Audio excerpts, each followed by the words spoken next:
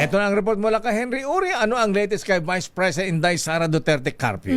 Ito lakay, kahalagahan ng intel gathering sa mga eskwelahan na binigyang diin ni Vice President Sara Duterte sa nangyaring trahedya dyan sa Tacloban. Detalye balita mo, RH7, Henry Uri. Henry?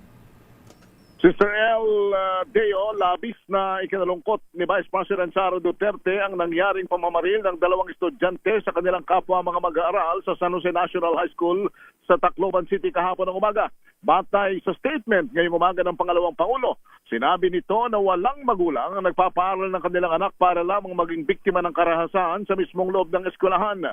Paliwanag ng Vice President, hindi ito ang unang pagkakataon na may mga nasaktan at binawian ng buhay habang nagsasagawa ng mga school activities.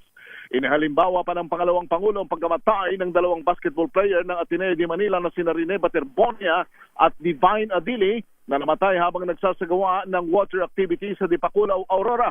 Dahil dito, idiniin ng Vice Presidente ang kahalagahan ng intelligence gathering kung saan ang mga pangyayaring ganito sana anya ay mas maagang maiiwasan kung maaga ring natukoy ang mga nagbabanta at ang mga nagbibigay ng threat sa mga kapwa estudyante, gaya ng ginawa ng dalawang namaril sa Tacloban na tila nag-usap at nag-chat pa at nagplano ng kanilang pamamaslang.